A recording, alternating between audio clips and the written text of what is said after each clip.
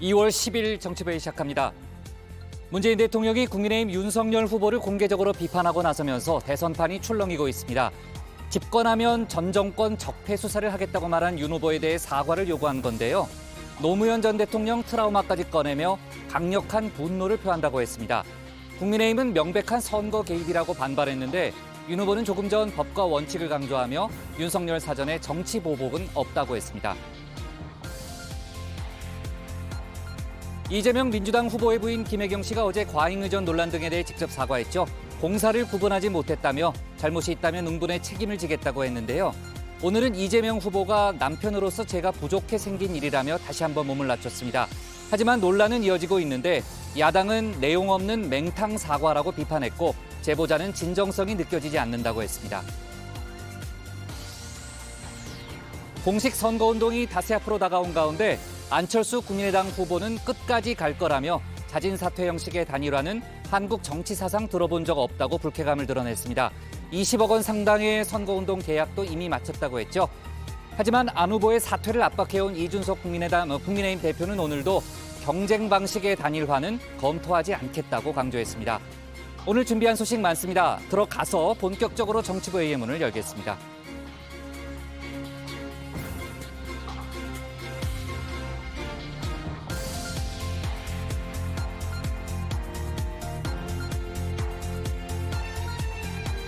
국가대표 정치뉴스쇼 정치부회 시작하겠습니다. 오늘 회의는 신체커, 황마커, 류 실장, 조멘토, 박준혜 수호 통역사 그리고 정치부회 예청자 정회원분들과 함께하겠습니다. 어제도 저희가 속보가 많이 들어와서 현장도 연결하고 그랬는데 속보 실시간 반영하면서 열어놓고 회의를 진행하죠. 신체컷 나가서 발제 준비하고요라고 할 줄 알았겠지만 오늘은 국회 상황실부터 가겠습니다. 조금 전에 제가 얘기했던 대로 이제 문재인 대통령과 이제 윤석열 대선 후보 간에 지금 이제 갈등 구도가 만들어지면서 정치판이 아주 시끌시끌하죠. 유 실장은 나가서 이제 발제 준비하고요. 신체커. 지금 이제 대선이 한 달도 안 남았는데 대통령과 야당 후보가 정면 충돌하는 이제 그런 모양새가 됐잖아요. 파장이 상당히 크죠. 그렇습니다. 문 대통령은 현 정부를 근거 없이 적폐 수사의 대상으로 몬 데 대해서 강력한 분노를 표한다라고 했습니다. 이 발언의 수위나 표현이 아주 거셌는데요. 야당이 즉각 선거 개입이라고 반발하고 나서면서 대선판이 이재명 대 윤석열에서 문재인 대 윤석열로 전선이 급격하게 이동하는 모양새입니다. 네, 조금 전 이제 청와대 관계자가 선거 전략이면 저열하고 소신이면 위험하다는 이제 추가 입장도 내놨는데 이따가 다시 한번 좀 얘기를 해보도록 하고요. 윤석열 후보도 입장을 냈었죠. 이제 정치 보복을 하지는 않는다라는 입장을 분명히 냈었는데 잠시 후에 이제 류 실장이 설명을 할 겁니다. 그나저나 이제 지금 배우자 문제를 놓고 여야가 이제 양쪽을 상대방을 이제 공격하고 있는 모양새인데 민주당은 김건희 씨 의혹을 오늘 추가로 제기를 했죠. 네, 그렇습니다. 민주당은 김건희 씨가 도이치모터스의 최대 주주였을 가능성이 있다면서 주가 조작에 상당한 영향력을 미쳤을 것이라고 주장했습니다. 국민의힘은 허위 사실이라고 반박했는데요. 후보 배우자들을 둘러싼 공방 계속되는 분위기입니다. 네, 자 관련된 내용은 저희가 상황실과 뉴스픽에서 이어서 짚어보도록 하겠습니다. 오늘도 정치 뉴스가 쏟아진 하루인데요. 서둘러 가도록 하겠습니다. 유정화의 국회 상황실부터 오늘의 정치부회의 출발하겠습니다.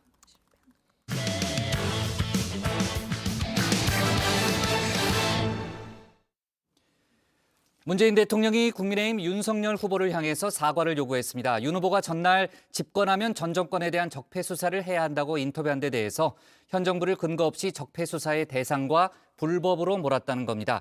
현직 대통령과 제1야당 후보가 정면으로 충돌했기 때문에 대선판이 흔들리고 있습니다. 관련 소식을 유정화 상황실장이 정리했습니다. 네, 발단은 국민의힘 윤석열 후보의 어제 중앙일보 인터뷰였습니다. 이렇게 집권하면 전 정권의 적폐 수사를 할 거냐는 질문에 해야죠, 돼야죠라고 3번 말한 겁니다.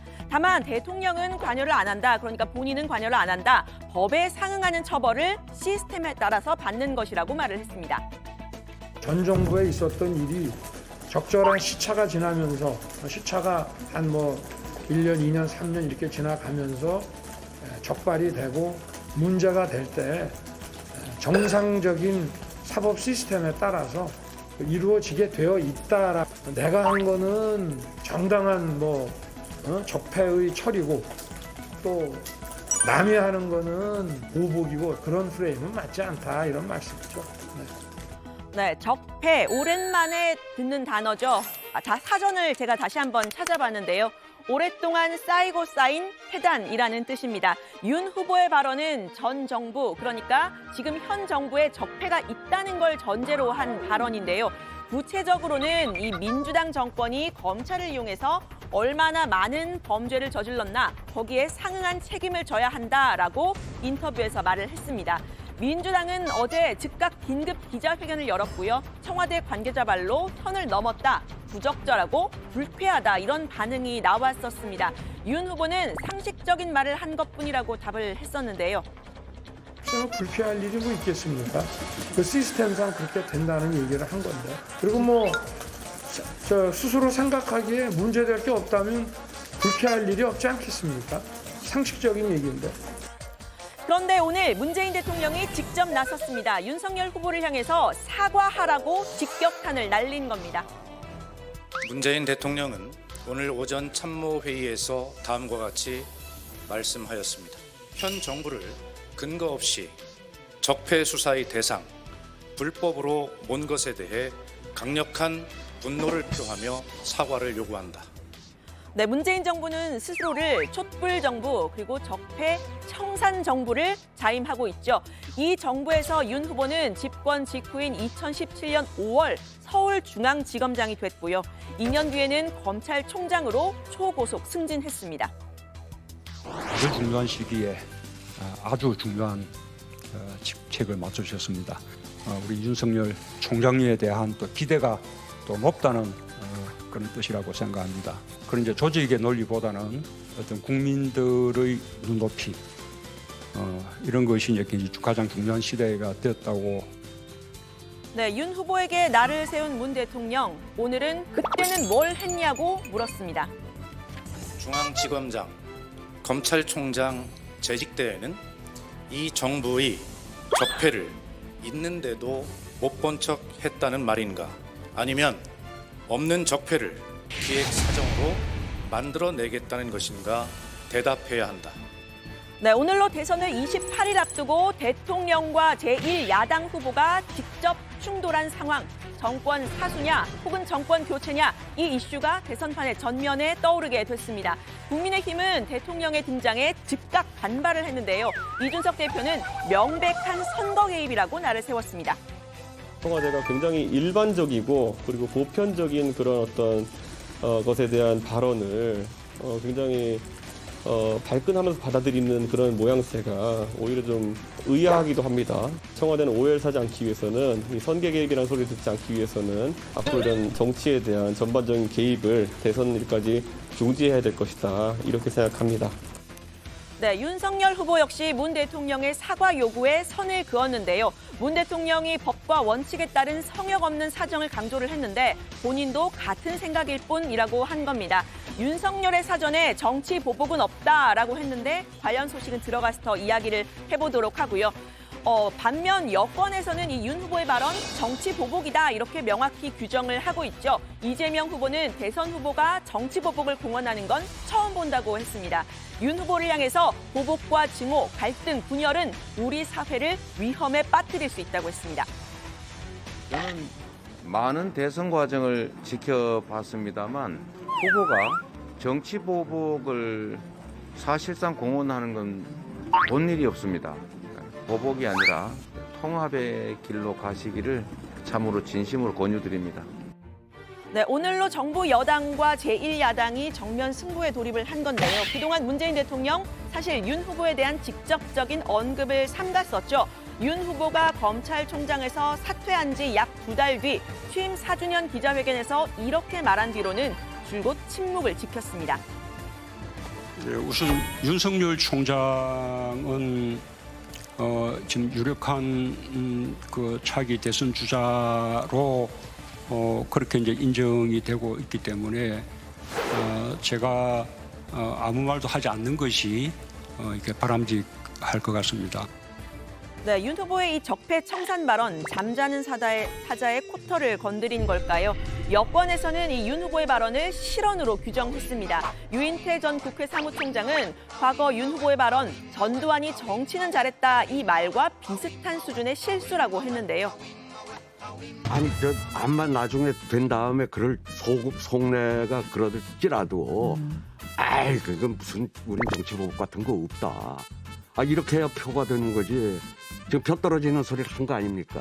그 언제나 그 위험이 도사리고 있는 거예요. 윤석열 후보한테는. 정치 초짜의 그 말실수. 네, 윤 후보를 향해 분노를 표출한 사람도 있었습니다. 검찰 출신의 윤 후보의 본색이 드러났다면서 한마디로 검찰 공화국을 만들겠다는 거라고 한 겁니다. 만약에 문재인 정부에서 무슨 적폐가 있었다면 그 책임은 윤석열 검찰총장 아닌가요? 그리고 검찰총장 하면서 처가와 측근 비리 혐의에 대해서는 다 지금 덮었다고 지금 그렇게 지금 그 의혹을 받고 있지 않습니까? 예. 본인이 적폐죠. 네, 실제로 윤 후보의 중앙일보 인터뷰에는 이런 대목도 있었습니다. 측근인 한동훈 검사장을 서울중앙지검장에 기용할 거다 이런 취지로 말을 한 건데요. 한 검사장을 A 검사장이라고 지칭을 하면서 거의 독립운동하듯 해온 사람이다. A 검사장이 지휘관이 되더라도 보복은 하지 않을 것이다 라고 이야기를 한 건데요. 민주당에서는 윤 후보가 본인이 아직도 검찰의 수장이라고 생각하고 있는 거냐 이렇게 강하게 비판했습니다. 한동훈 검사가 독립운동가라면 검찰개혁을 바라는 국민들은 일본 제국주의자가 되는 겁니다. 그리고 검찰개혁을 추진했던 문재인 정부와 민주당 또한 마찬가지로 일본 제국주의자가 되는 거라고 생각합니다. 네. 모든 것이 국민이 우선이 아니라 검찰이 우선인 듯한 느낌이 듭니다. 네, 반면 국민의힘은 윤 후보의 말에 발끈한 정부 여당을 향해서 도둑이 재발절인 거 아니냐라고 말을 했습니다. 제가 보니까 꼭 스스로 자해공갈 수준이 아닌가 생각을 했어요. 왜냐하면 자기들이 지금 지은 죄가 많다는 건지 또는 이제 수사를 하면 모두 교도소에 갈 것을 스스로가 알고 있는 건지 좀 그렇잖아요. 네, 원칙론을 말했을 뿐인데 여권이 과잉 대응하고 있다면서 이 전형적인 내로남불이다 이렇게 말을 했는데요. 민주당의 반응이 전형적인 내로남불이에요. 그러니까 문재인 정부에서 이루어진 거는 적폐 수사고 다른 정부에서 이루어지면 그건 적폐 수사가 아니고 정치 보복이라는 논리로 반박을 했잖아요. 잘못한 사람이 있고 그게 적폐라고 볼 수 있다면 그 부분에 대해서는 수사와 어떤 법적인 판단이 이루어져야죠. 네, 그러면서 만약에 집권한 후에 적폐 수사를 실제로 하게 된다면 대상이 될 게 뭔지 직접 뽑기도 했습니다. 바로 이 부분입니다. 언론에서는 윤 후보의 적폐청산 수사 대상 1호로 원전 수사되지 않겠냐 이런 예측도 하고 있습니다. 처벌할 대상, 목적을 정해놓고 그에 맞춰 수사 몰고 가서는 안 되겠죠. 네, 그렇지만 수사하는 과정에서 증거가 나온다면 순리대로 처리해야 안 되겠습니까? 네, 정치권이 적폐 논쟁의 소용돌이로 빨려 들어가고 있는 모습인데요. 여야가 이런 쟁점을 꺼내든 배경 뭘까요? 일단 오늘 나온 여론조사 결과 보겠습니다. 전국 지표조사 NBS 조사인데요. 이재명, 윤석열 후보가 35%로 지지율이 똑같습니다. 초박빙 승부인 건데요.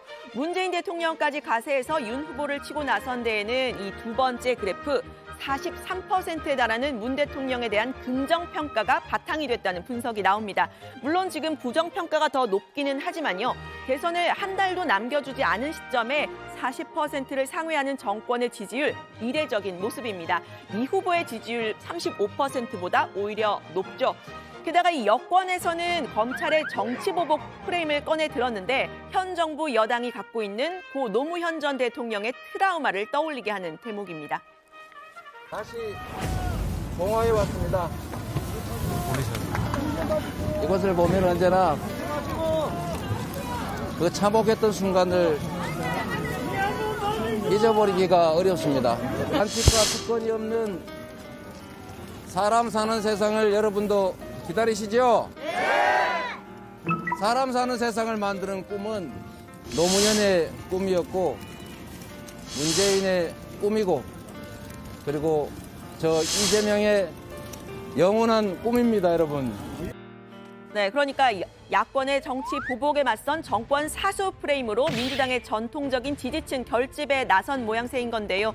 문재인 대통령은 오늘 내 외신 통신사 인터뷰에서 노 전 대통령의 탄핵 후폭풍과 퇴임 후의 비극적인 일을 겪고서도 우리 정치 문화는 근본적으로 달라지지 않았다고 직접 언급을 했습니다. 특히 이 친노, 친문이지만 친명, 그러니까 친이재명은 되지 못했던 사람들이 움직일 수 있는 계기가 될 수 있겠죠. 야권에서도 이러한 분석을 내놓는 사람이 있었습니다. 이른바 친문 핵심, 문재인 대통령에 대한 강한 그 애정이 있는 분들, 지지자들 중에 상당수가 이재명 후보를 지지하지 않아요. 이해찬 전 대표 같은 분들이 이제 스스로 오버해서 강하게 이제 이걸 활용하고 있는 거죠. 네, 앞서 윤 후보가 적폐 수사를 꺼내든 이유 역시 이 여론에서 좀 찾아볼 수 있을 듯한데요. 정권 심판 여론이 이렇게 보시는 것처럼 45%로 국정 안정론보다 더 높습니다. 지지율이 35%인 윤석열 후보, 이 정권 심판 혹은 교체 여론 다 수용하지 못하고 있는 겁니다. 현 정부와 각을 세우면서 선명성을 강화하는 효과 있을 수 있는 겁니다.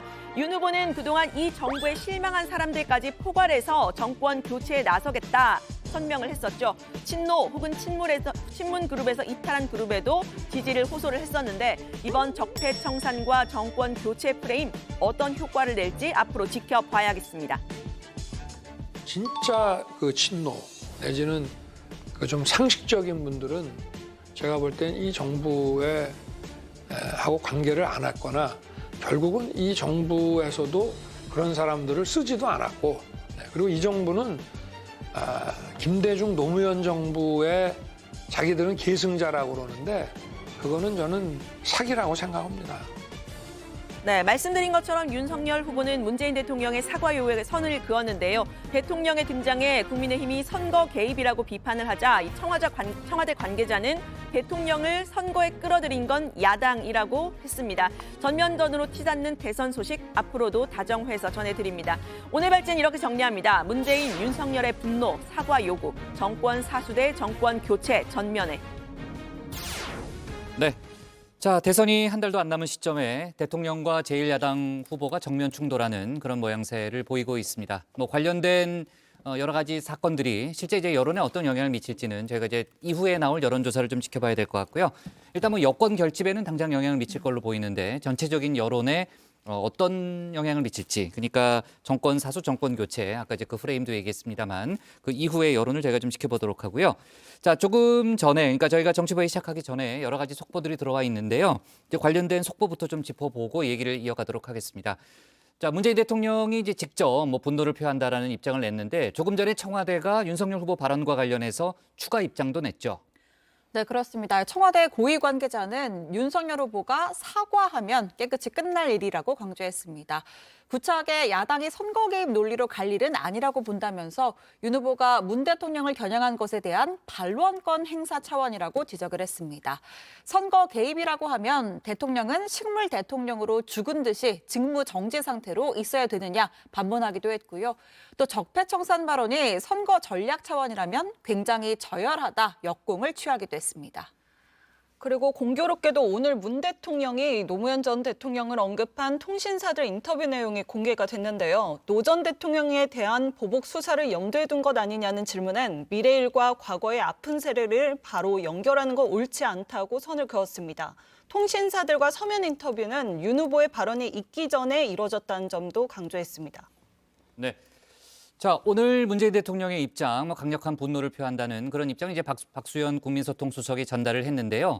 국민의힘에서는 청와대 참모들의 의견이 들어간 거 아니냐, 이런 의견도 내놓고 있죠. 네, 근데 청와대는 발표된 문장을 문 대통령이 직접 썼다고 밝혔는데요. 메모지에 써온 내용을 전달해 준 것이기 때문에 토론이 있었다거나 다른 의견 교환은 없었다, 이렇게 선을 그었습니다. 네. 자, 국민의힘은 문 대통령이 선거 개입을 했다 이렇게 반발을 하고 있고 윤석열 후보도 조금 전에 일정을 치르는 과정에서 관련된 질문을 받고 답을 했는데요. 문재인 대통령이 사과를 요구한 데 대해서 어떤 입장을 내놨습니까? 네, 윤 후보는 사과 요구에 대해서는 선을 그었습니다. 그러면서 적폐 수사에 대해서는 문재인 대통령과 본인이 똑같은 생각이라고도 했는데요. 문 대통령도 늘 법과 원칙에 따른 성역 없는 사정을 강조했고 저 역시 권력형 비리와 부패에 대해서는 법과 원칙에 따른 공정한 시스템에 의해 처리돼야 한다고 말씀드려 왔다라고 말한 겁니다. 자, 그러면서 과거 당선이 되면 청와대 민정수석실을 폐지하겠다고 했던 부분을 다시 언급했는데요. 직접 한번 들어보시죠. 저 윤석열의 사전에 정치 보복이라는 단어는 없습니다. 제가 이것을 확실하게 하기 위해서 대통령의 제가 당선이 되면 어떠한 그 사정과 그 수사에도 일절 관여하지 않겠다는 뜻에서 민정수석실을 폐지하겠다는 말씀을 벌써 지난 여름부터 드린 것으로 알고 있습니다. 네, 기자회견에서는 문재인 정부의 대표적 적폐가 뭐냐 이런 질문도 받았는데요. 오늘은 그 얘기는 좀이라면서 즉답을 피했습니다. 아까 들으신 것처럼 윤 후보는 내 사전에 정치 보복이란 단어는 없다 이런 말도 했는데요. 과거에도 윤 후보는 정치에 참여한 이후에 정치 보복은 없다고 여러 차례 공언을 해왔습니다. 직접 들어보시죠. 저는 정치 보복이라고 하는 것은 정치가 아니고 공작이기 때문에 그런 공작을 안 한다고 분명히 말씀을 드렸습니다. 네, 반면 여권에서는 윤 후보의 발언 정치 보복을 예고한 것이다 이렇게 규정을 하고 있는데요. 임종석 전 청와대 비서실장은 어떤 후보도 이 같은 망언을 한 적이 없다면서 검찰 권력이 버무려진 괴물 정권을 만나게 될 수 있다고 강하게 비판했습니다. 정권이 검찰을 사유화하는 걸 넘어서 정치 검사들이 정권을 사유화할 수 있다 이렇게 말하기도 했습니다. 현 정부 청와대 출신 국회의원들도 기자회견을 했는데요. 검찰공화국과 정치보복을 공약한 윤석열 후보에 맞서 대선 승리로 대한민국과 문재인 대통령을 반드시 지키겠다고 했습니다. 고민정, 김의겸, 윤영찬 전 청와대 대변인을 비롯해 20명의 의원들인데요. 이들은 윤 후보를 향해 정치적 복수를 공약했다. 한국 정치사에 처음 있는 망동이라고 했습니다. 또 무엇이 적폐인지 적시하지 않은 채 문재인 정부가 싫다는 게 정치 보복의 유일한 근거이자 명분이라고도 했는데요. 문재인 정부를 상대로 적폐에 운운하는 건 치가 떨리고 모욕적인 일이라고 분노를 드러내기도 했습니다. 네, 아무래도 이제 파장이 상당히 큰 상태이기 때문에 관련 속보들이 이어질 전망이니까요. 속보 반영해 가면서 회의를 진행하도록 하고요. 내일 또 마침 2차 TV 토론이 예정돼 있어서 거기서도 또 후보들 간에 공방이 벌어질 가능성이 있습니다. 내일도 저희가 추가적인 속보들을 다뤄보도록 하겠습니다. 국민의힘에서도 계속해서 반발하는 입장이 나오고 있네요. 김태흠 의원 같은 경우에는 현 정권 권력형 범죄는 덮고 넘어가라고 협박을 한 것이다. 이런 성명서를 냈다고 하는데 자, 아무튼 이제 앞으로 또 여야의 공방도 더 뜨거워질 것으로 보입니다. 자, 좀 다른 얘기를 좀 해볼게요. 지금 이제 야권 단일화 이슈도 지금 이제 정치권에서 상당히 관심을 갖고 있는 그런 부분 아니겠습니까? 국민의당 안철수 후보가 오늘도 단일화에 대해서 다시 한번 선을 걷죠. 네, 그렇습니다. 동아일보와 인터뷰에서였는데요. 윤석열 후보가 서로 신뢰하면 10분 만에 단일화를 끝낼 수 있다고 발언한 데 대해서 일방적으로 통보하고 자신 위주로 하겠다는 말로 들려서 우려스럽다라고 했습니다. 윤 후보와 신뢰가 있느냐는 질문에 대해선 아니요, 모른다라고 잘라 말했는데요. 6년 전에 한번 국민의힘에 입당 전에 오찬을 한 게 다인데 어떤 분인지 알 리가 없다고 했습니다. 6년 전 만남은 20대 총선 당시 입당 권유를 위해 만났던 일을 언급한 듯합니다. 안 후보는 국민의힘뿐 아니라 민주당도 단일화 관련 구체 제안이 없었다고 선을 그었는데요.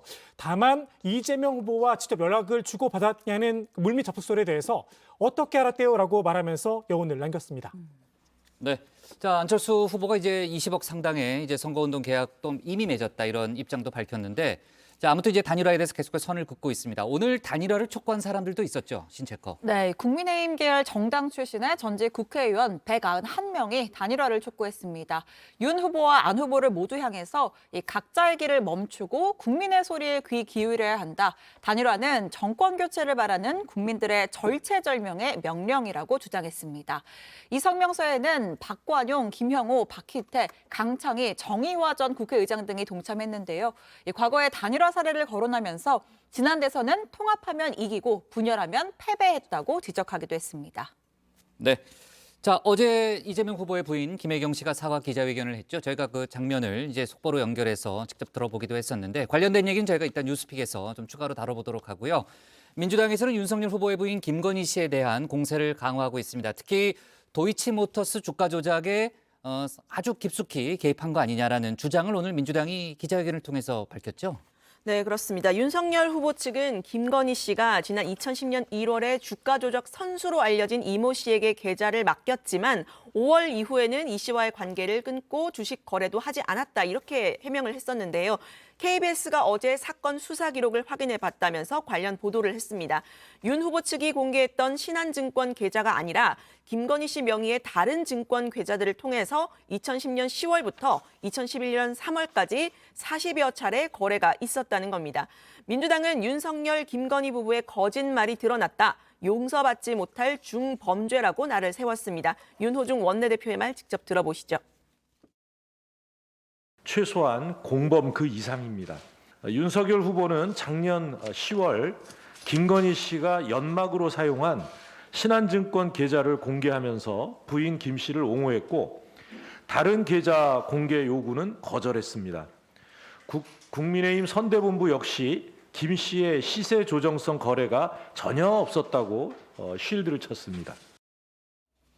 민주당은 김건희 씨가 특수관계인이었던 권오수 씨를 제외하면 도이치모터스의 최대 주주였을 가능성이 있다는 주장도 내놨는데요. 당시 김 씨의 보유 주식은 82만 주로 추정된다며 유통 주식의 7.5%로 주가 조작에 상당한 영향력을 미쳤을 걸로 보인다는 겁니다. 김병기 현황대응 TF단장은 김 씨가 코스닥 소형주의 무슨 확신으로 당시 음마아파트 2채에 해당하는 22억 원 거액을 투자해 도이치모터스의 대주주가 됐을지 의문이라고 날을 세웠습니다. 수십억의 수익을 실현했기 때문에 계좌 공개도 못하는 것이라고 지적하기도 했습니다. 네, 이에 대해서 국민의힘이 해명을 내놨는데요. 김건희 씨가 도이치모터스 주식 82만 주를 가졌었다는 민주당의 주장은 김 씨는 민주당이 추정한 대로 주식을 보유한 사실 자체가 없다면서 주식을 전혀 팔지 않고 사기만 한다는 것을 전제로 추론하니 실제와는 전혀 맞지 않다 이렇게 반박을 했습니다. 김 씨는 주가 조작에 관여한 사실이 전혀 없어서 기소가 되지 않았다면서 추론부터 잘못됐는데 유통 주식수 대비 비율을 따지는 것은 무의미하다고 주장했습니다. 네. 자, 국민의힘에서는 이재명 후보가 성남시장 재임 시절에 분당 차병원에 건물 용적률을 올려줬다면서 이게 성남 FC 스폰서 계약과 관련 있는 거 아니냐 이런 의혹을 제기했죠. 네, 그렇습니다. 국민의힘 백종원 의원의 주장인데요. 성남시가 지난 2015년 차병원 그룹의 수건 사업인 첨단 의료시설 조성에 관한 협약을 체결했다고 하는데요. 같은 해 7월 차병원 그룹은 성남FC와 스폰서 계약을 맺고 2017년까지 3년간 32억 원을 후원했다는 겁니다. 그리고 2018년 2월에 성남시가 분당 차병원의 기준 용적률을 250%에서 460%로 높이는 지구 단위 계획 변경을 결정했다는 건데요. 배경은 차병원 그룹의 성남FC 스폰서 계약과 분당 차병원 용적률 상향 사이에 대가성이 있는 게 아니냐 의혹을 제기했습니다. 이 후보가 민주당 부대변인 시절인 지난 2009년엔 성남시와 차병원 그룹 간의 부지 용도 변경 양해각서 체결에 대해서 반대 입장을 밝혔었다 이렇게 지적하기도 했습니다. 이 후보가 시장에 취임한 2010년 성남시는 사업 백지화까지 결정했다는 겁니다. 자, 이에 대해서 민주당은 근거 없는 정치 공세다라고 반박했습니다. 이재명 후보가 맨 처음 사업을 반대했던 건 보건소 부지가 매각되고 용도 변경이 되면 지가 상승이 분명한데 2009년에는 매각이익 환수가 적절히 이루어질지가 불투명했기 때문이라고 설명했는데요. 반면에 2015년 협약은 전부 다 병원 측에 불리한 조건으로 협약했기 때문에 400억 원의 재정 절감 효과가 있었다고 했습니다. 특히 분당 차병원의 성남FC 후원에 대해서도 성남FC와 행정은 별건이다 선을 그었습니다. 네, 이번에 대선과 함께 치러지죠. 국회의원 재보궐 관련 속보가 몇 개가 좀 들어와 있는데 관련 얘기도 좀 짚어볼게요. 일단 국회의원 선거 같은 경우에는 5곳에서 선거가 예정돼 있는데 민주당은 서울 종로 등 3곳에 대해서는 이제 무공천을 결정했고요. 나머지 2곳에 대해서는 공천을 마무리한 상태죠, 류 실장. 네, 그렇습니다. 민주당은 서울 서초갑에 이정근 미래사무부총장을 공천했습니다. 여성 후보라는 점을 강조했는데요. 서초갑 민주당 지역위원장으로 지난 21대 총선에 출마를 했는데 낙선을 했었습니다. 국민의힘이 무공천을 결정한 곳이죠. 대구 중남구에는 청년 후보 백수범 변호사를 낙점했습니다. 네. 자, 여야 양당, 특히 이제 국민의힘과 민주당이 격돌하는 이제 유일한 지역구가 서울 서초갑 아니겠습니까? 오늘 국민의힘이 후보를 결정한다는 거죠? 이르면 오늘. 네, 맞습니다.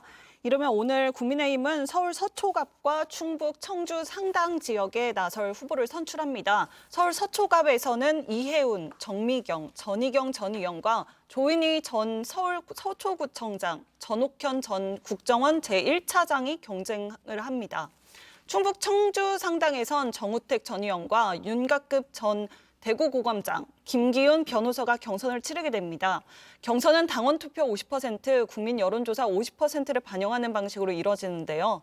과반 투표자가 없을 경우 상위 2명을 대상으로 결선 투표가 진행이 됩니다. 한편 경기 안성은 김학용 전 의원을 단수 추천했습니다. 네. 자, 이준석 대표 아까 얘기를 들어보니까 만약에 결선 투표로 가지 않으면 오늘 발표가 되는 거고요. 결선 투표로 가면 내일 발표가 될 것 같다고 얘기를 하던데, 자, 일단 그 서울 종로 같은 경우는 이제 전략공천 방향이 이제 간접적으로 직접적으로 정해졌고, 최재형 전 감사원장도 출마 의사를 밝힌 상태죠.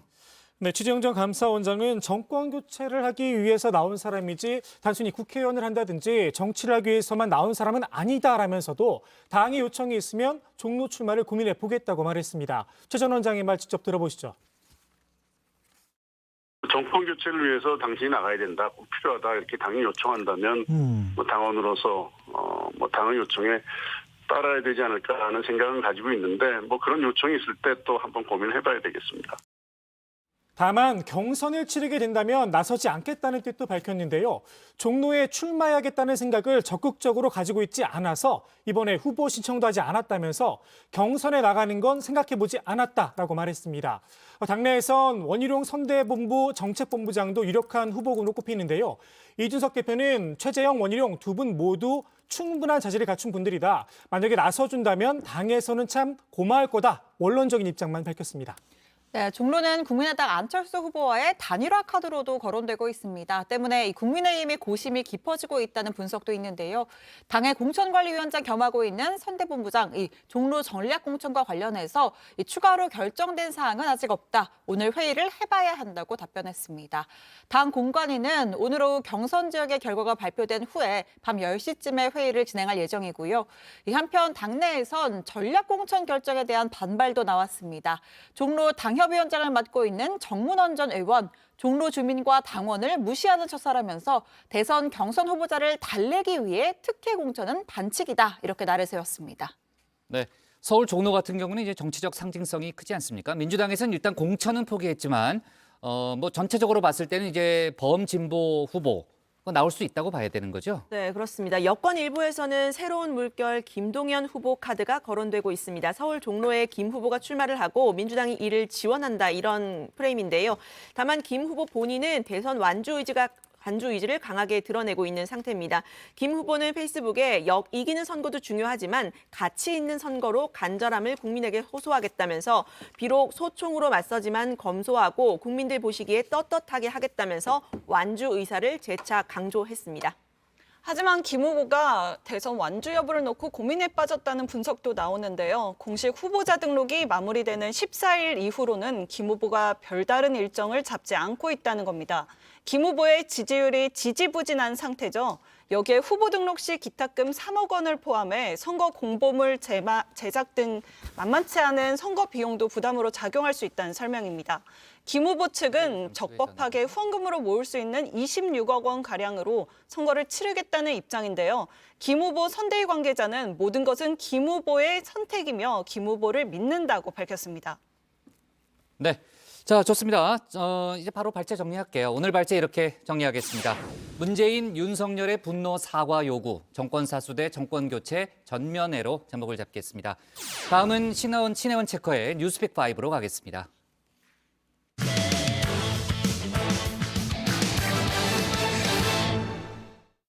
네, 뉴스픽 5를 두 번째 하려니까 말이 잘 안 나오네요. 어제 민주당 이재명 후보의 부인 김혜경 씨가 자신을 둘러싼 의혹에 대해서 사과했죠. 하지만 야당에선 사실관계를 회피한 동문서답, 영혼 없는 사과 쇼에 불과했다는 혹평을 내놨습니다. 반면 민주당은 할 수 있는 최선의 사과를 한 거라면서 국민의힘 윤석열 후보의 부인 김건희 씨 의혹을 다시 제기했죠. 그리고 어제 베이징 올림픽 대한민국 대표단의 첫 금메달이 나왔습니다. 남자 1500m 경기 황대현 선수가 그 주인공이죠. 관련 소식을 신혜원 체커가 정리했습니다. 네, JTBC의 가장 빠른 저녁 종합 뉴스 뉴스픽5 시작해 보겠습니다. 오늘 준비한 소식은요. 고개 숙인 배우자, 그리고 오늘 올림픽, 셀프 치료와 소중한 한 표, 마지막 청와대 VIP입니다. 자, 먼저 대선 소식입니다. 이번 대선 역대급 비호감 대선이라는 오명을 썼습니다. 하루가 멀다 하고 터지는 배우자 리스트가 큰 역할을 했는데요. 두 양강 후보 부인이 서로 경쟁하듯 사과 기자회견을 여는 초유의 사태가 벌어졌습니다. 잘 보이려 경력을 부풀리고 잘못 적은 것도 있었습니다. 너무나도 부끄러운 일이었습니다. 모든 것이 저의 잘못이고 불찰입니다. 공과 사의 구분을 분명히 해야 했는데 제가 많이 부족했습니다. 앞으로 더 조심하고 더 경계하겠습니다. 거듭 죄송합니다. 네, 새해 들어 공수교대가 이뤄진 모양새죠. 민주당 이재명 후보 부인 김혜경 씨를 둘러싼 황제 의전, 불법 대리 처방, 그리고 법인카드 유용 논란이 불거졌습니다. 한 번이면 실수로 치부할 수 있을지 모르지만 전직 직원이자 제보자인 A씨는 지난해 3월부터 상황에 따라 일주일에 한두 번 법인카드를 썼고 1회에 무조건 12만 원을 채우는 방식으로 반복적인 결제가 이루어졌다고 말합니다. 내가 그 카드깡 했을 때 그게 20만 원 넘은 적이 없어, 그 집에서. 안심은 비싸니까 등심으로 한 10인분 하면 얼마인지 한번 물어봐. 기름 제일 없는 쪽으로. 가격이 근데 12만 원 넘는다고 하면 그래도 시켜요? 아니면 어떻게 할까요? 12만 원치 잘라달라 그래봐. 네, 현재 김혜경 씨는 직권남용과 강요 등의 혐의로 고발돼 수사가 진행 중입니다. 김 씨는 수사와 감사를 통해서 진실이 밝혀질 수 있도록 최선을 다하겠다며 선거 후에라도 끝까지 책임지겠다고 했습니다. 다만 의혹의 어디까지가 사실인지 무엇에 대해서 사과하는지에 대해선 답변을 하지 않았습니다. 법인카드 유용 부분을 포함해서 어떤 사실관계를 사과하시는 건지 좀 설명을 부탁드립니다.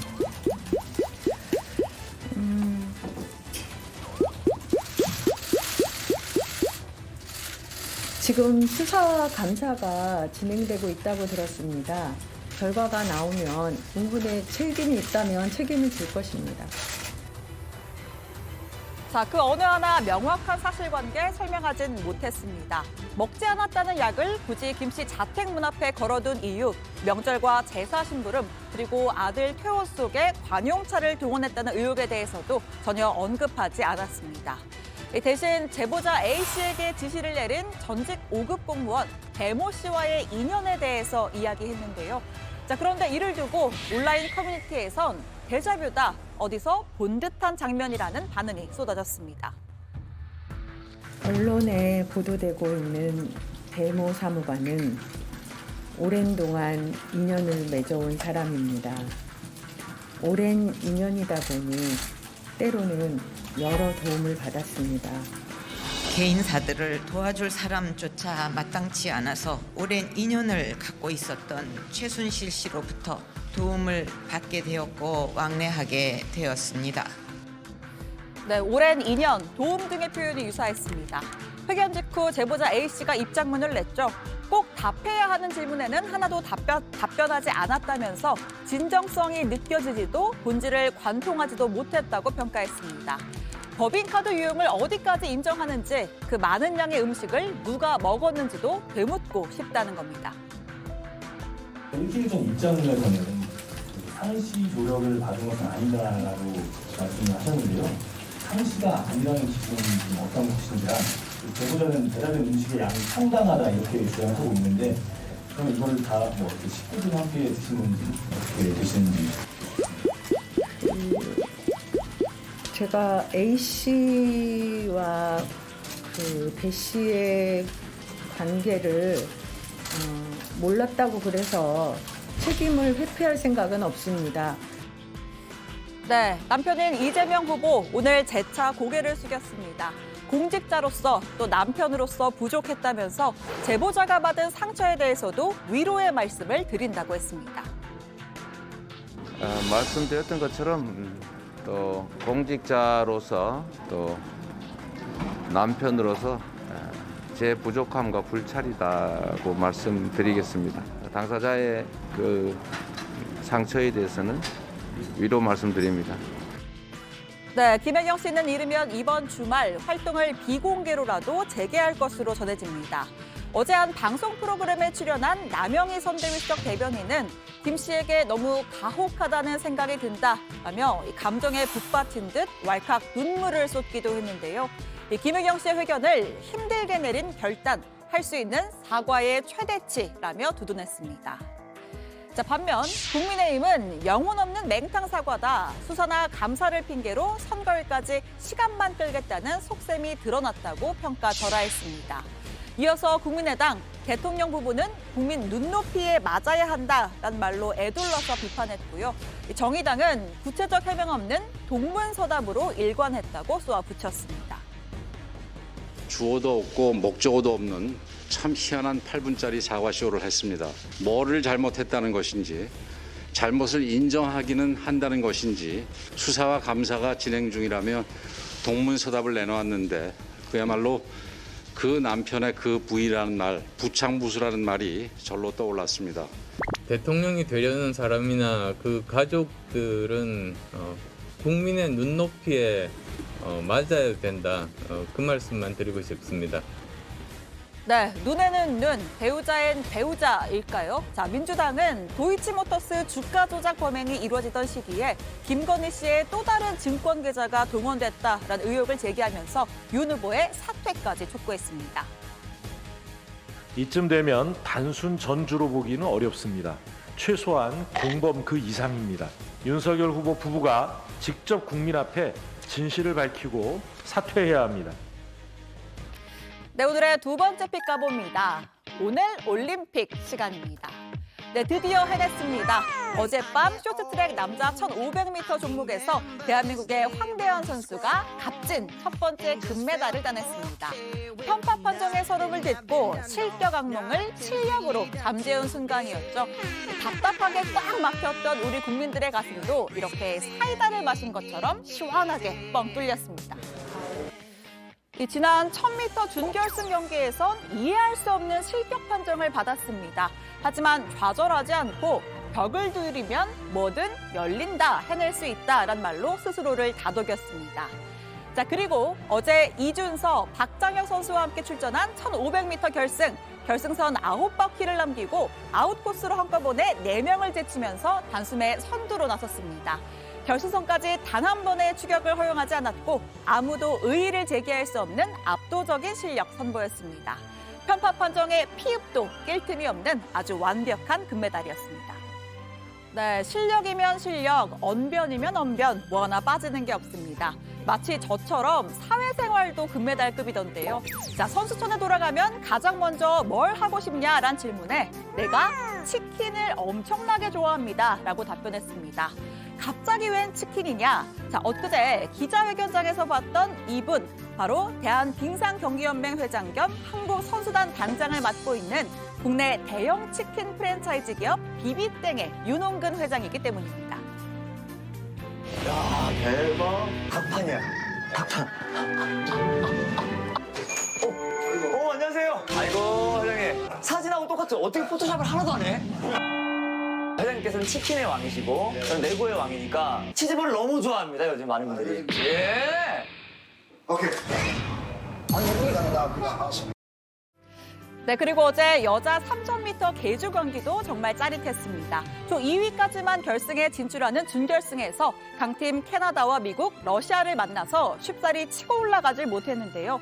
레이스 막판에 3위까지 밀려나며 탈락 위기까지 몰렸습니다. 바로 그때 쇼트트랙의 신 최민정 선수의 막판 스퍼트가 시작이 됐죠. 자, 2바퀴, 1바퀴, 그리고 마지막 반 바퀴를 남기고 역전에 성공하면서 2위로 꼬린 결승 진출 성공했습니다. 쇼트트랙이 전 세계적으로 너무 평준화가 됐어요. 모든 나라가 이제 잘 타서 어떻게 보면 결승만이라도 간 것만이라도 굉장히 잘한 거거든요. 최민정 선수도 몸놀림이 되게 가볍고 이변이 있지 않는 한 메달 획득에 성공을 하지 않을까 싶어요. 자, 그리고 또 좋은 소식입니다. 오늘 대한민국 피겨 역사의 새 페이지가 쓰였습니다. 바람의 스케이터 남자 싱글의 차준환 선수가 오페라 투란도트에 맞춰 아름다운 프리 연기를 펼쳤는데요. 첫 점프였던 쿼드러플 토르 점프에선 미끄러졌지만 이 필살기인 쿼드러플 살포를 비롯한 6개 점프 깔끔하게 성공하면서 종합 282.38점, 최종 5위에 올랐습니다. 지난 평창올림픽 때 세운 15위 한국 남자 싱글 최고 기록을 스스로 10계단이나 앞당긴 겁니다. 자, 차 선수는 앞으로 더 발전하는 선수가 되고 싶다는 당당한 포부 밝혔습니다. 네, 오늘의 세 번째 픽 가볼까요? 셀프 치료입니다. 자, 오늘부터 코로나 방역 시스템이 확 바뀌었습니다. 오미크론 대확산으로 신규 확진자 수 54,122명, 재택 치료자 수도 174,177명에 달했는데요. 자, 이제부터는 고위험군에 속하지 않는 일반 확진자, 재택 치료 중에 모든 것을 셀프로 해야 합니다. 흔한 증상으로는 기침이라든가 인후통, 발열, 일반적인 해열제나 소염 진통제, 종합감기약 등으로 조절될 수 있습니다. 증상이 악화되는 양상일 때, 그리고 숨이 가쁘거나 가슴이 아픈 증상이 있으실 때 의료진께 연락해서 상담을 받으시는 것이 좋을 것으로 생각을 하고 있습니다. 자, 일단 확진 판정 받으면요, 휴대폰 메시지로 인터넷 주소가 옵니다. 여기에 자신의 역학조사 내용을 셀프 입력해야 하고요. 모니터링 전화 따로 오지 않기 때문에 스스로 셀프 점검도 해야 합니다. 격리 중인데 약은 어떻게 사나? 동거인이 약국에 가서 받아오거나 혼자 살 경우 보건소에서 배송해주는 비대면 처방이 가능하다고 합니다. 다만 일반 관리군은 코로나19 먹는 치료제 팍스로비드는 처방 대상에서 제외됩니다. 자, 재택 격리 기간은 백신 접종과 관계없이 검사일 기준 7일입니다. 해제 전에 PCR 검사 받을 필요도 없어졌습니다. 자, 오늘의 네 번째 픽입니다. 소중한 한 표입니다. 자, 오늘 3월 9일 대선에서 코로나 확진자의 투표권을 보장하기 위해 마련한 공직선거법 개정안이 국회 정개특위 소위의 문턱을 넘었습니다. 이 확진 격리자는 일반 투표가 끝나는 저녁 6시부터 7시 반까지 현장 투표를 하는 방안인데요. 당초 여야가 밤 9시까지 연장을 요구했지만 선관위가 비용과 인력 문제로 난색을 표하면서 7시 반 조정안이 마련된 겁니다. 대신 여야는 유권자의 교통 편의를 제공해야 한다는 의무 규정을 부여했고요. 제 시간에 투표소 도착이 어려운 경우에는 별도의 투표소를 통해 낮 시간에도 투표를 할 수 있게 했습니다. 자, 정개특위 통과하면 법사위를 거쳐서 오는 14일 본회의 처리 수순을 밟게 됩니다. 네, 오늘의 마지막 픽, 청와대 VIP입니다. 2명의 전직 청와대 정책실장이 환매 중단 사태로 2,500억 원대 피해를 낳은 디스커버리 펀드에 거액을 투자한 사실이 확인됐습니다. 한 사람은 장하성 현 주중대사, 한 사람은 김상조 전 정책실장입니다. 자, 이 펀드, 이른바 장하성 동생 펀드로도 관심을 모았었죠. 설립자가 장 대사의 친동생인 장하원 디스커버리 자산운용 대표입니다. 자, 장 대사는 청와대에서 근무하던 2017년에 60억 원, 그리고 김 전 실장도 비슷한 시기에 4억 원을 투자했습니다. 대다수의 일반인 피해자들은 만기 전에 환매가 불가능한 폐쇄형 펀드에 투자를 했는데 이들 VIP에겐 중도의 입출금이 자유로운 개방형 펀드에 투자하도록 특혜를 줬다는 의혹입니다. 경찰은 유력 인사들의 이름과 투자 액수가 적힌 리스트를 확보해서 살펴보고 있습니다. 자, 관련해 장 대사는 펀드에 가입한 것은 맞지만 법은 위반한 사실이 없다면서 필요하다면 조사를 받겠다고 했습니다. 김 전 실장 역시 공직자로서의 의무를 위배한 바 없다. 필요하면 소명하겠다는 입장입니다. 네, 목요일 뉴스픽 여기까지입니다. 들어가서 원픽도 꼽아보죠. 뉴스픽 5였습니다.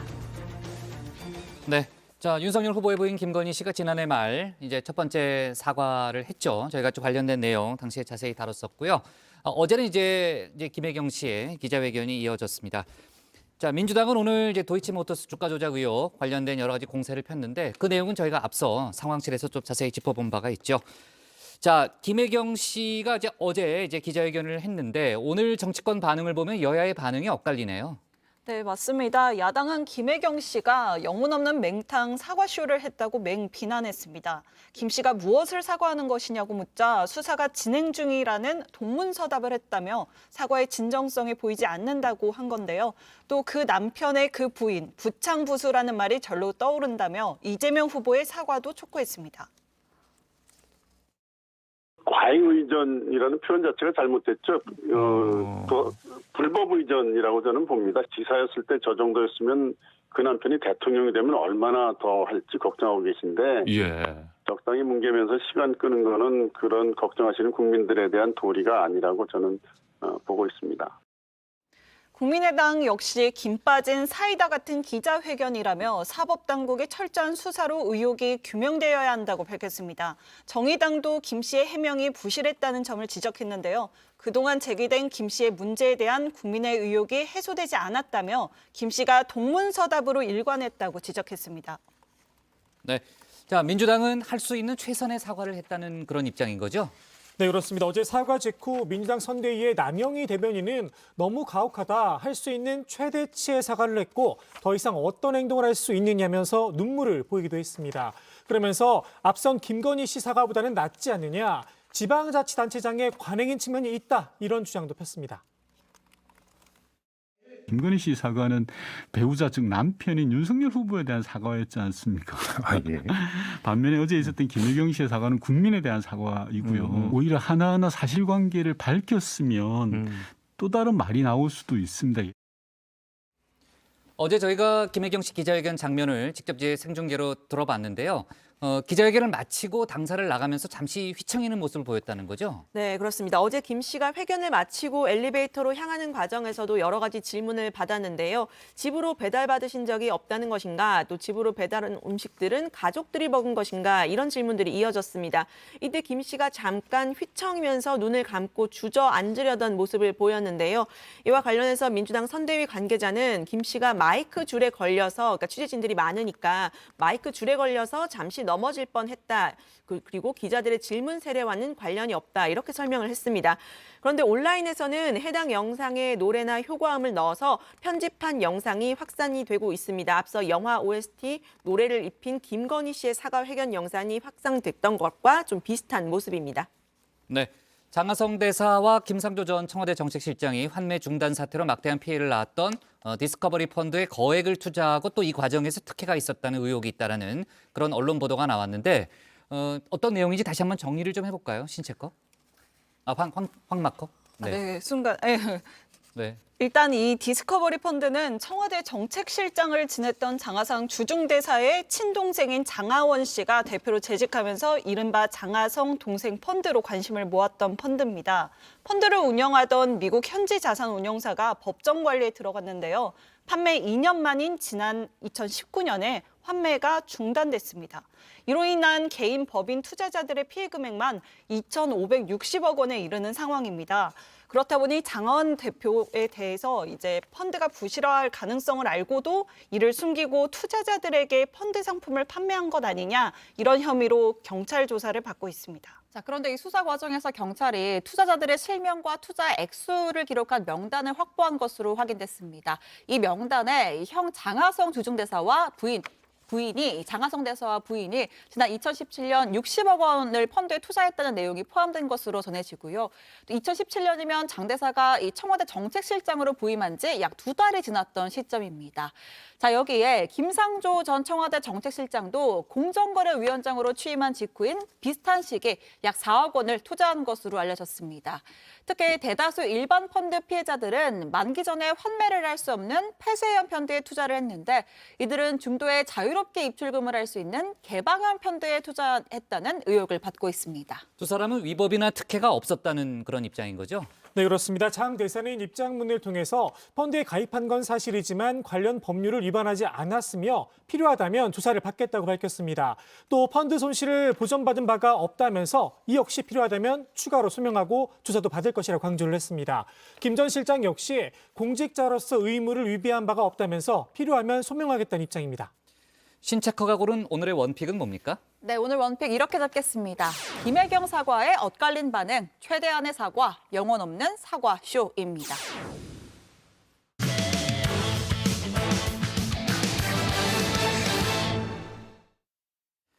네, 후보들의 일정 살펴보겠습니다. 대선까지 한 달도 채 남지 않은 상황에서 민주당 이재명 후보가 반전의 계기를 만들기 위해서 이낙연 카드를 꺼내들었죠. 총괄 선대위원장직을 맡긴 건데요. 친문이지만 이재명 후보에게 오지 않는 표심을 겨냥했다는 분석입니다.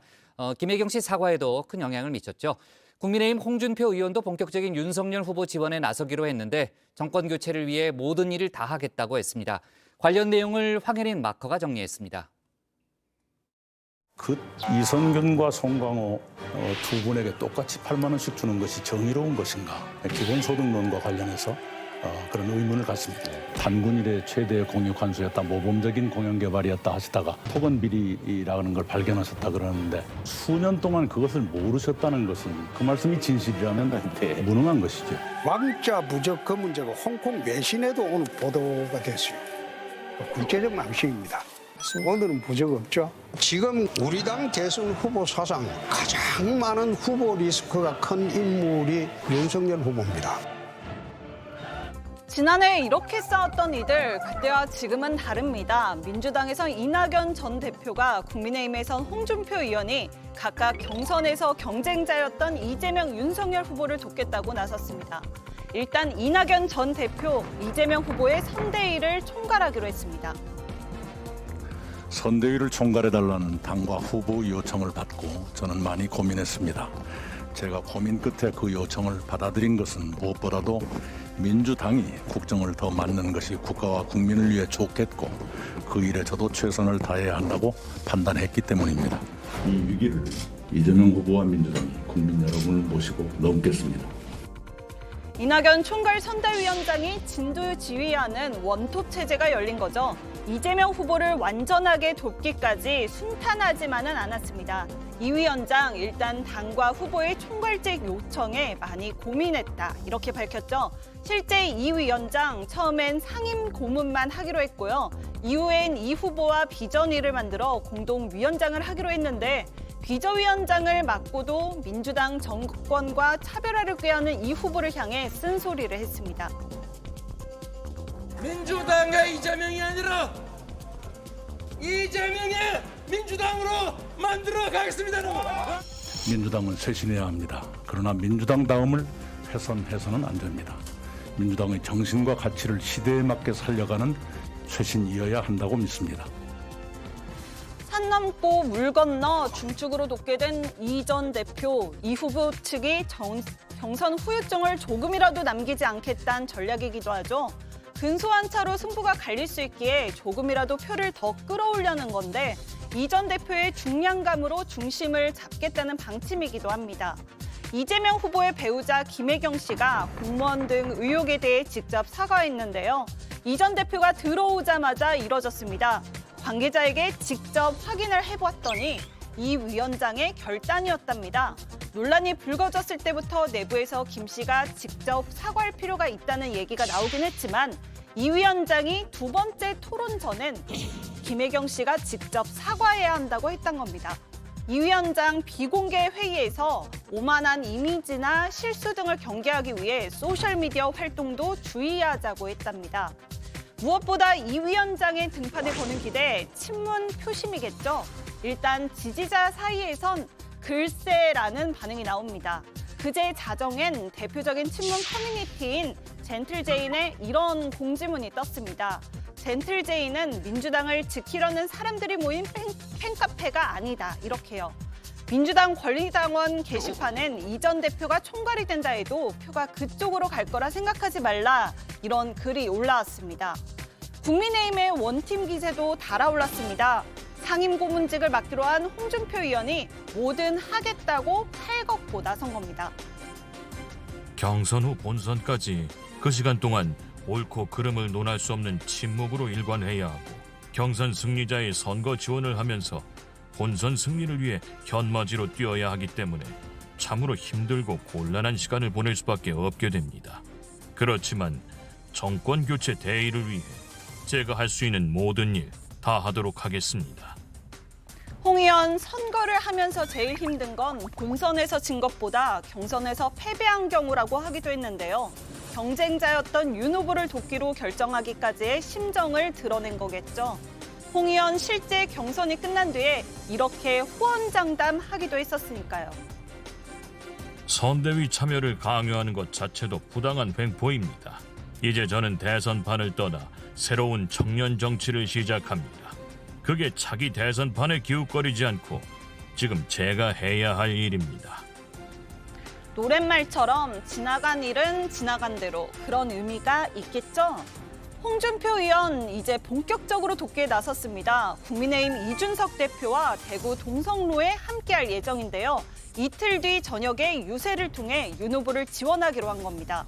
이 일정의 의미 굉장히 심장하다고 이준석 대표가 한마디 하기도 했는데요. 윤석열 후보의 당선을 위해 본인의 정치적 기반인 대구에서 적극적으로 지원 활동에 홍준표 대표께서 참여하시는 첫 행보입니다. 원래 홍 의원의 유튜브 채널에 윤 후보가 어제 출연하기로 했는데 윤 후보 일정상 이유로 미뤄지기로 했습니다. 홍 의원 당내 분열을 적극적으로 막는 방어수의 역할도 자처했습니다. 한 지지자가 이준석 대표를 겨냥해 아무리 당대표라 해도 대선배이자 전 당대표인 홍 의원을 보고 어디 버르장머리 없이 오라가라 한다라고 하자 홍 의원 그렇지 않아요. 예의 발라요. 이렇게 말을 한 겁니다. 또 다른 지지자가 나오랍니다. 이런 말은 뭔가 부적절해 보인다. 실제로 저렇게 말을 하냐고 문제 제기하자 홍 의원이 그냥 해본 소리입니다. 이렇게 해명을 하기도 했습니다. 이 와중에 어디에도 가 있지 않은 자칭, 타칭, 킹메이커가 있죠. 김종인 전 국민의힘 총괄 선대위원장입니다. 그 별의 순간이라는 게 그걸 지켜지려면 그렇게 쉽게 가는 게 아니에요. 복이 있어야지 성공을 할 수가 있는 건데 그런 게 없어지니까 지금 이런 현상이 초래가 된 거예요. 윤석열 후보의 별의 순간을 잡았다며 함께 했다가 떠났던 김종인 전 위원장 별별한 뒤로 한 달 넘게 잠행하다가 이번에 다시 나타났습니다. 출판 기념회를 연 겁니다. 책의 제목은 왜 대통령은 실패하는가? 그런데 이 책의 부제가 눈길을 끄는데요. 킹메이커는 왜 정치의 패러다임을 바꾸려고 하는가입니다. 그래서 김 전 위원장 정치의 패러다임을 바꾸기 위해 어디로 향할까요? 일단 오늘 출판 간담회에 후보들이 참석하진 않았습니다. 윤석열 후보는 어제 김 전 위원장 측근의 북콘서트에 참석했었는데요. 김 전 위원장이 이 자리에 오지 않아 김 전 위원장을 만나진 못했습니다. 두 사람 결별 뒤에 따로 만나지 못하고 있는데요. 나흘 전엔 이재명 후보가 김 전 위원장을 찾아가 만났죠. 그래서 김 전 위원장이 이 후보를 돕고 있는 거 아니냐, 도울 수도 있는 거 아니냐 관심이 쏠리기도 했습니다. 후보들의 경쟁, 사람에만 쏠려 있지 않습니다. 이번 대선은 역대 대선과 달리 온라인, 특히 유튜브 대선이라는 말이 나오고 있죠. 후보들이 구독자 104만 명의 유튜브에 나오려고 서로 경쟁하는 모습이 포착됐습니다. 보좌관님들께서 너무 예민하시더라고요. 서로 우리 거 먼저 내야 된다 계속 그러셔가지고 공평하게 저희가 주사위 굴리기에서 이겨 첫 번째로 나온 후보는 안철수 후보였습니다. 안 후보 부인을 깨알 자랑하고 나섰는데요. 선생님만의 그 교육 철학에 대해서 어떻게 보면 지금 대선 후보 중에 교육자로서 현장에서 직접 학생들 가르치면서 경험했던 사람이 제가 유일한 것 같아요. 제가 해군 대위 출신이라서 잘 아는데 저만 군대 갔다 왔네, 대선 후보 중에. 윤석열 후보의 유튜브 영상도 공개됐는데요. 지난 토론에 이은 장학 퀴즈 논란 한 번 더 불거졌습니다. 고등학교 갈 때는 아예 학교들을 좀 나눠야 될 것 같아. 기술고등학교, 예술고등학교, 과학고등학교, 고등학교부터는 좀 나눠야 될 것 같아요. 때 아닌 특목고 있다 없다 퀴즈입니다. 일단 제가 정답부터 말씀드리면요. 특목고 지금도 있습니다. 한국 최초의 과학영재 교육기관인 경기과학고 1983년에 만들어졌죠. 예고나 기술고만이 아니라 외고, 최고 등 다양하게 있습니다. 국민의힘 선대본은 기존 특목고의 본래 목적을 더 잘 살리자는 취지의 발언이었다고 해명하고 나섰지만 와, 이제 드디어 우리나라도 과학고 생기는 건가? 20년 뒤로 가는 공약, 이런 반응들이 잇따랐습니다. 이재명 후보가 출연한 영상은 내일 공개됩니다. 앞서 357만 명이 구독하는 어린이 유튜브 채널에 출연했던 이재명 후보, 초등학생 유튜버와 게임을 하면서 승부욕을 불태워 눈길을 끌기도 했습니다. 정의당 심상정 후보는 본인의 정체성을 가장 잘 알릴 수 있는 유튜브 채널에 골라 나온 바 있습니다. 지난해 말에는 퀴어 방송 채널에, 최근엔 반려동물 공약을 설명하기 위해 고양이 유튜브 채널에 나왔습니다. 후보님께서 반려동물 정책을 세우는 데 있어서 가장 중요하게 생각하는 것들은 어떤 것이 있는지 한번 여쭤보고 싶었습니다. 그러니까 이제 옛날에는 애완동물이라고 했잖아요. 그쵸. 근데 지금은 애완동물이 아니라 가족인 것 같아요. 대선 벌써 28일밖에 안 남았습니다. 물론 각 캠프 얘기를 들어보면 끝날 때까진 끝난 건 아니다. 이렇게 각오를 다지고 있습니다. 그러니까 막판까지 원팀 판세를 만들려 애쓰고 유튜브 경쟁을 하고 그러는 것 아닐까요? 28일 뒤에 누가 이기든 의미 있는 대선 경쟁이 될 수 있었으면 하는 마음에서 오늘의 주민 한마디는 걱정 말아요 그대의 한 소절로 끝내겠습니다. 지나간 것은 지나간 대로 그런 의미가 있죠. 새로운 꿈을 꾸겠다 말해요. 네, 마지막에 이제 1차 토론회 장면이 나왔는데 내일 이제 2차 토론이 있습니다. 내일도 상당히 후보들 간에 좀 격렬한 그런 논쟁이 벌어질 걸로 예상이 되고요. 아까 이제 그 황혜린 마커 그 발제 도중에 김종인 전 국민의힘 총괄선대위원장 얘기가 나왔잖아요. 마침 오늘 이제 출판 기념회를 열었는데 거기서 김 전 위원장이 상당히 작심 발언을 했죠, 신채거. 네, 그렇습니다. 김종인 전 국민의힘 총괄선대위원장은 어차피 양당 후보 가운데 한 명이 당선될 텐데 누가 되더라도 나라의 앞날이 암울하다라고 했습니다. 아예 지금 돌아가는 형국을 보면 누가 대통령이 되든 결과는 크게 다르지 않을 것으로 보인다. 누구는 가족과 이념 집단이, 누군가는 일부 측근이 문고리 행세를 할 것이라고 아주 강하게 비판을 했습니다. 네, 김 전 위원장은 민주당 이재명 후보를 겨냥해서 한쪽 후보가 당선이 되면 문재인 정부보다 더욱 폭주할 것이 명백하다면서 나라를 더욱 둘로 갈라놓고 야당은 존재 의미조차 사라져버릴 것이라고 했습니다. 국민의힘 윤석열 후보를 향해서는 우리 역사상 존재한 적이 없는 극단의 여소야대 상황이 펼쳐질 것이라면서 임기 5년, 특히 초반 2년 정도는 식물 대통령으로 지내야 할 것이라고 말을 했는데요. 민주당의 과반 의석 때문에 가능한 일이 제한적일 거다 이렇게 전망을 한 겁니다. 네, 김종인 전 위원장이 이제 오랜만에 공개 활동을 했는데 상당히 쓴소리를 쏟아냈네요. 이재명, 윤석열 후보의 오늘 일정을 좀 짚어보면요. 각각 오늘 표심을 공략하는 일정을 소화했죠. 네, 그렇습니다. 민주당 이재명 후보는 한국노총 사무실에서 정책 협약식을 가졌는데요. 여기서 중도 표심을 잡기 위해 친기업 이미지를 강조했습니다. 이 후보는 내가 노동자 출신이고 노동 존중 사회를 주장하다 보니까 일부에서 반기업이라고 얘기를 하는 사람들이 있는데 친기업, 친노동이 친경제다 이렇게 강조를 했습니다. 이어 자신이 광역단체장 가운데서 기업 프렌들이 1위로 꼽혔다는 언론 보도를 인용했는데요. 가장 친기업적인 정치인은 이재명이라는 것을 기업인들도 이미 알고 있다 이렇게 덧붙였습니다. 그러면서 제3의 선택도 있다, 지지를 호소했는데요. 직접 들어보시죠. 얼마든지 흑백 말고 회색도 있는 것이고 빨간색도 있는 것이고 파란색도 있는 것입니다. 양자택일만 있는 것이 아니라 제3의 선택이 얼마든지 있는 것입니다. 네, 국민의힘 윤석열 후보는 호남 표심 공략에 나섰습니다. 오후에 재경 전라북도민회 신년 인사회에 참석을 했는데요. 이 전북 인사들에게 친밀감을 표시하기도 했습니다. 저희 조상들의 선연도 전라북도에 있다 이런 언급을 했고요. 자, 그러면서 학창 시절에 전북 친구들하고 정을 많이 나눠와서 따뜻한 마음이 든다 이런 말도 했습니다. 전북 경제 활성화 부분을 언급하면서 전북 경제 발전에 온 힘을 쏟으려고 한다라고도 했고요. 금융 중심지로 전주가 발돋움하기 위한 지원도 많이 필요하다고 생각한다 덧붙였습니다. 자, 윤석열 후보, 저와 국민의힘이 아직까지는 부족한 점이 많겠지만 조금 더 마음을 여실 수 있게 노력하고 또 노력하겠다 거듭 강조를 했고요. 이 호남 홀대, 전북 홀대론이 나오지 않게 국민의힘이 다 같이 노력해야겠다면서 호남 표심 잡는 데 주력하는 모습을 보였습니다.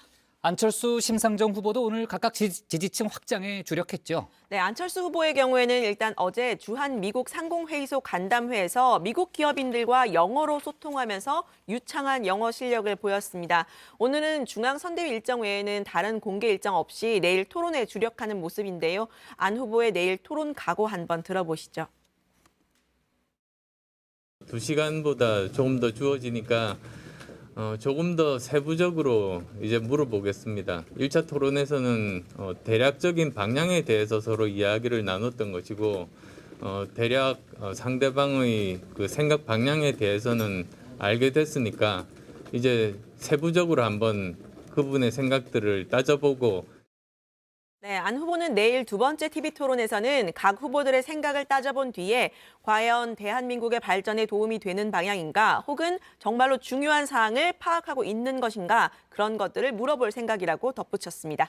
정의당 심상정 후보는 과학기술 정책 토론회에 나가 과학기술 관련 비전을 얘기했는데요. 과학기술 부총리제를 도입하겠다고 강조했습니다. 기후위기에 대응하려면 첨단 기술에 기반한 국가 역량 강화가 무엇보다 시급하다며 신설하겠다고 한 겁니다. 그러면서 과학기술 부총리는 국가 연구개발에 대한 총괄적 조정 및 통제 기능도 수행을 하고 인공지능, 양자컴퓨터, 우주개발 같은 미래전략 분야에도 기여하게 될 거라고 했습니다. 또 과학기술 분야에서도 여성 지지층을 끌어안으려는 모습을 보였는데요. 직접 들어보시죠. 우리나라 여성 연구자의 비중은 전체 연구원의 21%로 아직 국제적 수준에 미치지 못합니다. 여성 연구자를 위해 정책연구, 재택근무 등 유연근무제 확대 실시하고 여성 고경력 및 은퇴 과학기술인 지원센터를 설립해서 교육과 일자리를 지원하겠습니다. 네. 자, 그리고 오늘 국민의힘 이준석 대표가 이용수 할머니를 만났습니다. 이용수 할머니를 만나서 윤미향 의원 제명 문제 처리하겠다고 얘기를 했고요. 또 근데 이제 이용수 할머니가 국민의힘이 내놓은 여가부 폐지 공약에 반대한다는 그런 입장을 밝혔는데 이준석 대표가 그 부분은 이제 대선 공약이라서 좀 어렵다는 취지의 좀 난색을 표하는 그런 발언을 했다고 하네요. 자, 좋습니다. 오늘 주민 제목 이렇게 정리하도록 하겠습니다. 이재명, 이낙연, 윤석열, 홍준표 원팀 체제, 유튜브 출연 경쟁도 불부터로 제목을 잡겠습니다. 오늘 정치부에는 여기까지 하겠습니다. 내일은 이제 TV토론이 있는 날이고요. 저희는 내일 오후 4시 40분에 다시 찾아뵙겠습니다. 황마커가 아까 노래를 부를 줄 알았는데 걱정 노래를... 말아요 그대를 읽더라고요. 그래요? 내일은 아마 노래하면 한번 유 실장이잖아요.